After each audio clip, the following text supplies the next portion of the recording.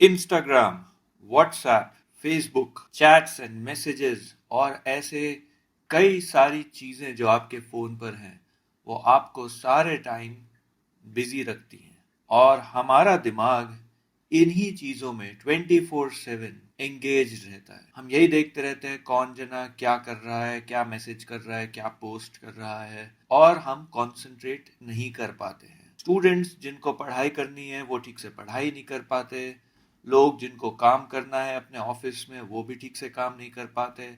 सारे टाइम हम इसी डूम स्क्रोलिंग के चंगुल में फंसे रहते हैं और होता क्या है, दुनिया आगे बढ़ती रहती है, हम वहीं खड़े रहते हैं। हम सोचते हैं यार हम भी मेहनत कर रहे हैं, जो सीढ़ियां चढ़ रहे हैं सक्सेस की, उसमें हम टॉप पर कब पहुंचेंगे, कब हम फिनिश लाइन पे पहुंचेंगे। इन दी एंड काम में हमारा मन नहीं लगता और हम घर आते हैं और थक के ये सोचते हैं कि अगले दिन से हमने जो सोचा है वो करेंगे। नेक्स्ट डे भी सेम साइकिल चलती है और हम जिन चीज़ों में कंसंट्रेट करना चाहते हैं उसमें कंसंट्रेट नहीं कर पाते, जो चीज़ सीखनी है वो चीज़ सीख नहीं पाते और काम और पढ़ाई के अलावा जिन लोगों को कुछ हॉबीज डेवलप करनी है, जैसे कई लोगों को गिटार सीखना है, फोटोग्राफी करनी है या फिर बुक्स पढ़ने की आदत डालनी है, वो लोग भी ये हॉबीज स्टार्ट नहीं कर पाते क्योंकि वो भी इसी साइकिल में फंसे हुए हैं। रीजन क्या है?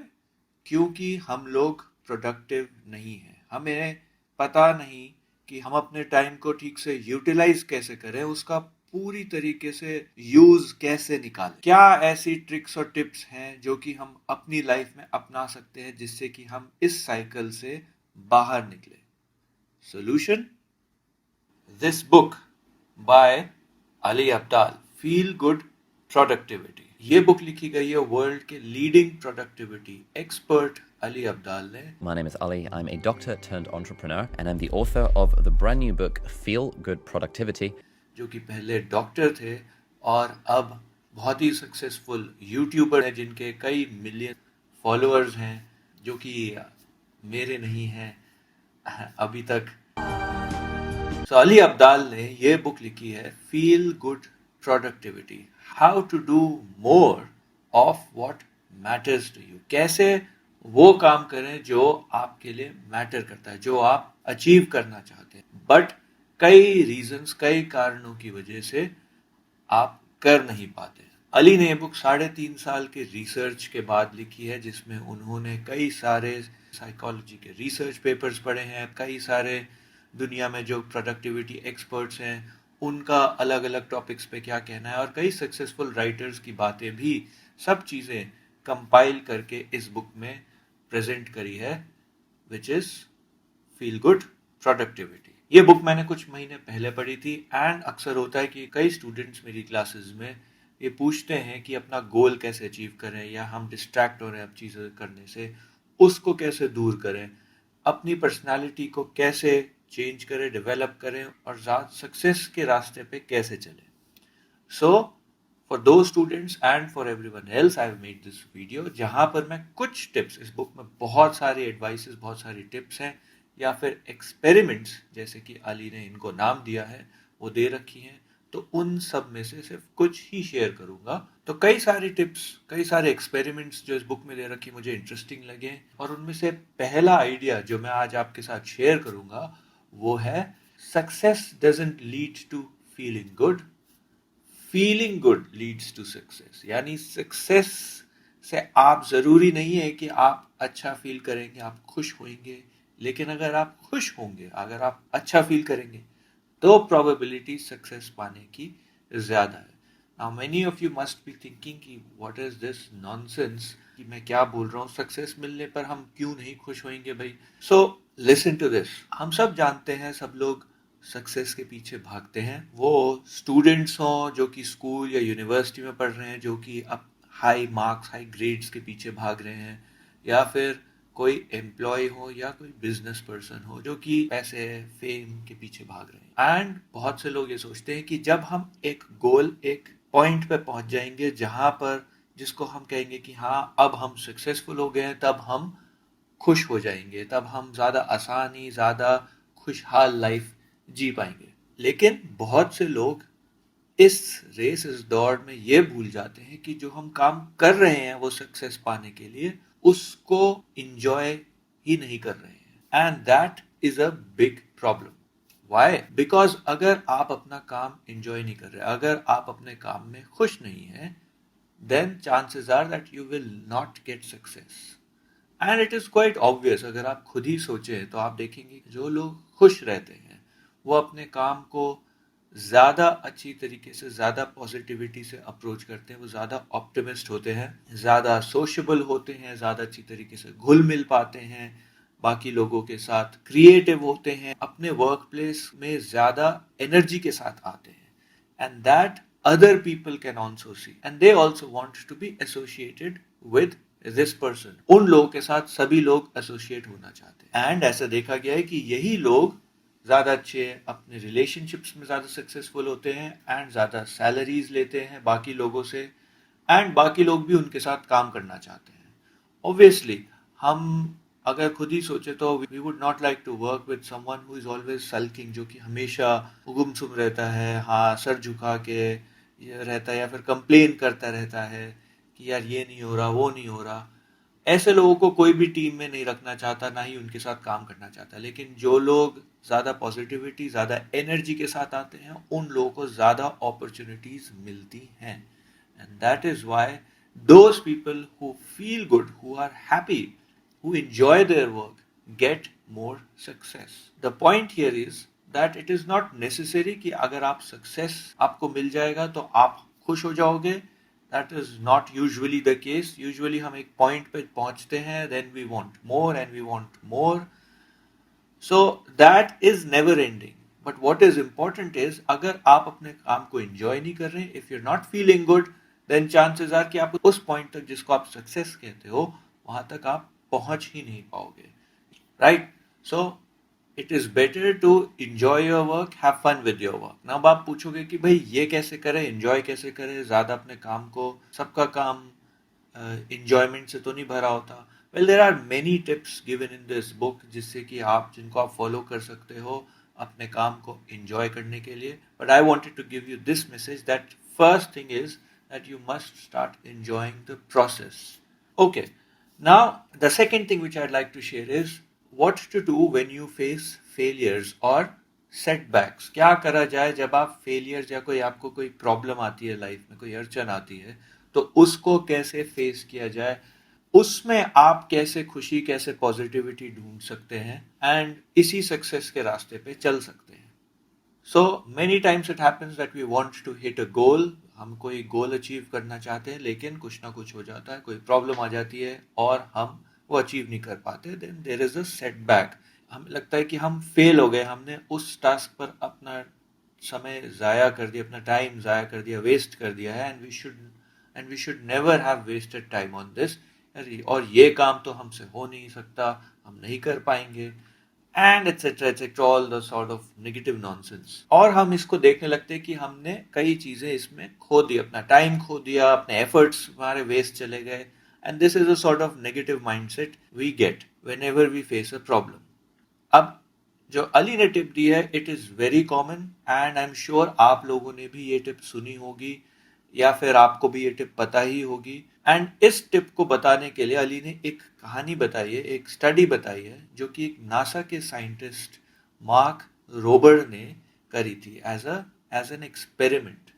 तो मार्क ने कुछ लोगों को बुलाया और उनको 2 ग्रुप्स में डिवाइड कर दिया, और उन्होंने कहा कि दोनों ग्रुप्स को एक काम करना है, और वो है कुछ इजी से कंप्यूटर कोडिंग सीखनी है। तो जब वो दोनों ग्रुप्स ये टास्क करने बैठे, तो एक ग्रुप के लोग जब भी फेल होते तो उनको एक मैसेज आता, एरर, आपके 200 में से 5 पॉइंट्स कट गए, now you only have 195 points left. और जैसे जैसे वो गलती करते रहते वैसे वैसे उनके पॉइंट्स कटते रहते। वहीं पर जो दूसरा ग्रुप था, उनको एक मैसेज मिलता कि एरर, प्लीज ट्राई अगेन। सो जिस ग्रुप को ये मैसेज मिल रहा था कि उनके पॉइंट्स खो रहे हैं, मार्क ने ये देखा कि वो लोग ज्यादा जल्दी गिव अप कर रहे हैं, उन्होंने ज्यादा जल्दी हार मान ली ये टास्क करने से।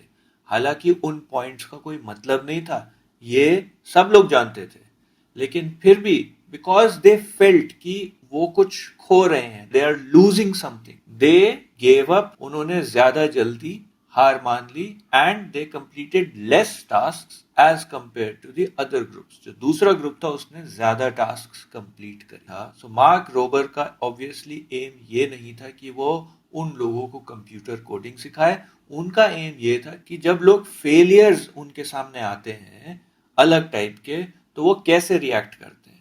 और इस स्टडी से उन्होंने यही देखा कि लोग ज्यादा जल्दी डिमोटिवेट हो जाते हैं जब उनको लगता है कि वो कुछ लूज कर रहे हैं। इस केस में वो पॉइंट्स लूज कर रहे थे, हालांकि इन पॉइंट्स का कोई मतलब नहीं था, लेकिन फिर भी उन लोगों ने ज्यादा जल्दी गिव अप कर दिया। And that is how we also in real life deal with problems. जब भी हम प्रॉब्लम्स फेस करते हैं कोई, और उस प्रॉब्लम को ठीक से सॉल्व नहीं कर पाते, and we fail in our task, in our approach, then we feel that हमने अपना टाइम वेस्ट कर दिया, हमने कुछ खो दिया है, अपने एफर्ट्स वेस्ट कर दिए। So Mark says that this is not how we should look at failures. हमें इसको एक दूसरे पॉइंट ऑफ व्यू से देखना चाहिए, एंड दैट इज दैट कि हमने कुछ खोया नहीं, हमने कुछ पाया है। We have gained, we have received something. क्या? We have received data, we have received information. So we have to reframe our failures. हमें अपने failures को reframe करना चाहिए। हमें उनको देखना चाहिए कि हमें information मिली है कि क्या हमने किया है जिससे कि हम इस task में fail हुए हैं, और उस information को use करके हम we should attempt again, which is a much more positive outlook.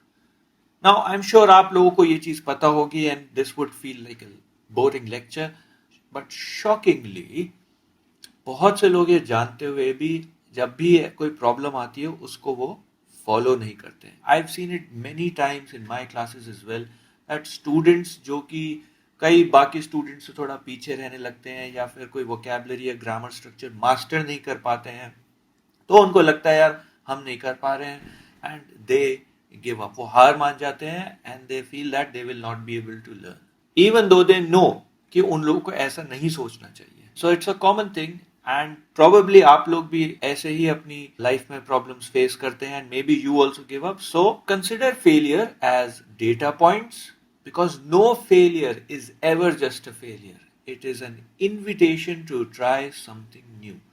क्योंकि कोई भी फेलियर एक इनविटेशन है आपके लिए कुछ नया ट्राई करने के लिए, because it is giving you information, it is giving you data कि ये काम ऐसे नहीं करना है, and now you can try something new to overcome that challenge. एक और टिप, एक एक्सपेरिमेंट मैं आपके साथ शेयर करना चाहूंगा जो इस बुक में दी गई है, और अली ने ये लिया है एक British Buddhist monk Alan Watts से। एलन वॉट्स एक बुद्धिस्ट मंक है, और उन्होंने एक बात कही कि don't be serious, be sincere. We should not be serious, हमें सीरियस नहीं होना चाहिए, हमें सिंसियर होना चाहिए। Now what does it mean?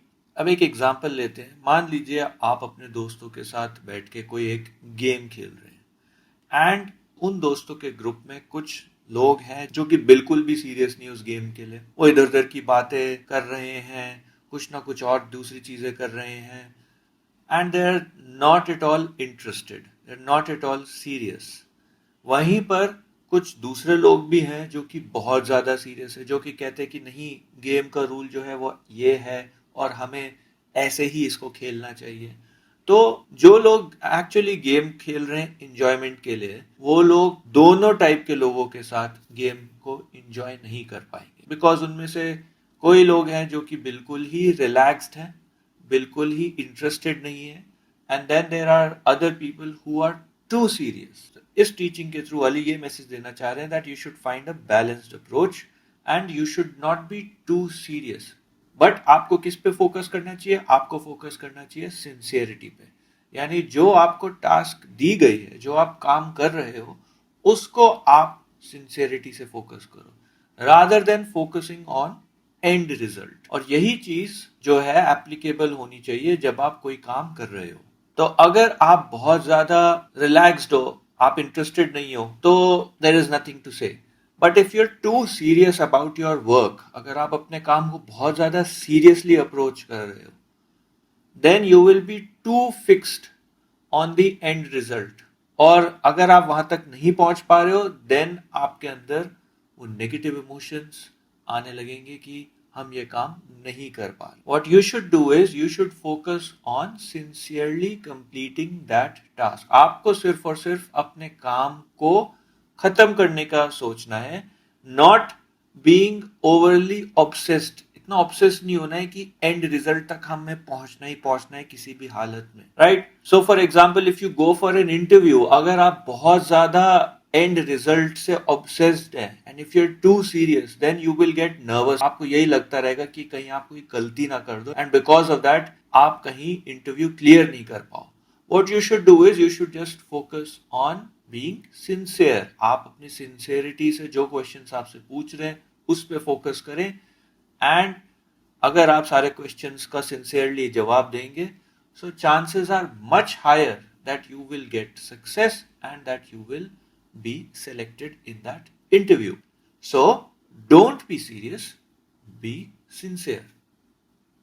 दो चीजें और हैं जो मैं लास्ट में आपके साथ और शेयर करूंगा. Now I know this video has gone a little bit long, तो दो ऐसी और चीजें हैं जो मैं आपके साथ शेयर करूंगा, और उनमें से एक चीज है वो है प्रोक्रेस्टिनेशन से डील करने के लिए. यानी जब हम चीजें टालते रहते हैं, maybe you want to start something. हो सकता है कि आप कोई चीज करना स्टार्ट करना चाहो, अपनी वोकैबुलरी इंप्रूव करना चाहो. मेरे पास सिर्फ इंग्लिश के एग्जाम्पल्स आते हैं यार, इंग्लिश टीचर हूँ, क्या करूं. तो आप अगर वोकैबुलरी सीखना चाहते हो या फिर कोई दूसरी नई लैंग्वेज, फॉरेन लैंग्वेज सीखना चाहते हो, maybe you want to start a new hobby like playing guitar और playing any kind of sport, और maybe you want to just start your gym, और फिटनेस पे आप थोड़ा फोकस करना चाहते हो, लेकिन आप देख रहे हो कि यार मैं बार बार चीजें टाले जा रहा हूं. तो इसको कैसे हम ओवरकम करें, जो चीजें टालने की आदत है उसको कैसे दूर करें. तो इसके बारे में अली ने अपनी बुक में कई चीजें शेयर करी हैं, दो आपके साथ शेयर करूंगा. और उसमें से एक है कि चीजों को अपने सामने रखना. चीजों को, जो चीज आप सीखना चाहते हो, जो भी चीज स्टार्ट करना चाहते हो, उसको बिल्कुल अपने इजीली एक्सेसिबल रखना. यानी फॉर एग्जाम्पल, अगर मान लीजिए आप नॉवल पढ़ना शुरू करना चाहते हो, you want to start reading novels, तो आप क्या करो कि जो बुक आप पढ़ना चाह रहे हो वो आप इजीली एक्सेसिबल रखो अपनी नजर के आगे. ये नहीं कि आपने उसको कहीं किसी कोने में रख दिया और आप सोच रहे हो कि हाँ अभी खरीद लिया, अभी कुछ दिनों में स्टार्ट करेंगे. No, you should keep it in that place where you regularly spend your time. तो उस जगह पे रखें जहां पर आप सबसे ज्यादा अपना टाइम बिताते हैं, जहां पर आप सबसे ज्यादा बैठते हैं. So this is what I also do, is that whenever I want to read a book, तो मैं बुक को अपने हमेशा बेड के साथ रखता हूँ, या फिर जहां पे मैं ज्यादातर बैठता हूँ वहीं पे रखता हूँ. एंड उसके साथ साथ मैं जानता हूँ मुझे मेरा फोन डिस्ट्रैक्ट करेगा, तो मैं अपने फोन को दूसरे कमरे में या दूसरी जगह पे रख देता हूँ. तो अब क्या होता है कि जब भी मैं खाली बैठा हूँ, मैं बोर हो रहा हूँ, या मैं थक गया हूँ किसी भी टास्क से, तो मेरा फोन मेरे सामने नहीं होता, बट बुक सामने होती है. So I automatically pick up the book because I'm too lazy to go to someplace else and get my phone. हर बार ये चीज काम नहीं करती है, लेकिन ये कई बार काम कर जाती है. And remember, something is always better than nothing. So maybe this would also work for you. So keep things more accessible. आंखों के आप सामने रखें वो चीज, तो ज्यादा चांसेस ज्यादा हैं कि आप उसको फॉलो करने लगेंगे. वो चीज आप जो आप करना चाहते हो उस चीज को आप स्टार्ट करोगे, and slowly you can build a habit. वैसे ही एक और चीज है, जो लास्ट चीज है जो मैं इस वीडियो में शेयर करूंगा, and that is using your habits as a trigger action. मतलब जो आपकी आदतें हैं, आप उनके साथ दूसरी चीजें स्टार्ट करो, उनको एक ट्रिगर एक्शन बना दो दूसरी चीजें स्टार्ट करने के लिए. सो for example, if you let's imagine आप अपनी वोकैबुलरी इंप्रूव करना चाहते हो. अब आप कहोगे वापस से इंग्लिश पे आ गए, बट कांट हेल्प इट. सो मान लीजिए आपको वोकैबुलरी सीखनी है, एंड आप जानते हो कि भाई शाम को या मिड डे पे मुझे आदत है चाय या कॉफी पीने की. So what you can do is, आप उसके साथ ट्रिगर एक्शन जोड़ सकते हो कि जब भी मैं चाय कॉफी पीऊंगा या पीऊंगी, उससे पहले मैं 2 वर्ड्स सीख के उनके सेंटेंसेस बनाऊंगा या बनाऊंगी. So what you are doing is you are using your already established habit, जो आपकी हैबिट है, और उसके साथ आप एक ट्रिगर जोड़ रहे हो कि जब भी मैं ये काम करूंगा या करूंगी तो ये भी होगा. So what happens in this case is आप एक नई चीजें स्टार्ट करने लगोगे and you will find that जो चीज स्टार्ट करना चाह रहे हो वो चीज स्टार्ट करने में आपको ज्यादा आसानी होगी. So I found it an very intelligent trick and very interesting. That's why I thought कि मैं आपके साथ ये शेयर करूं. Whatever you want to start, आप उसको इस आदत के साथ जोड़ के एक ट्रिगर एक्शन बना सकते हो. Right, pretty interesting, yes. So once again I'd say that you can read this book, especially अगर आपने कोई भी productivity की book नहीं पढ़ी है, then you can definitely read this book. So that was it. If you found this video really helpful and if you would want more such tips इसी book में से या किसी और books में से, so please leave me a comment and please like, share and subscribe and that's it. Bye bye.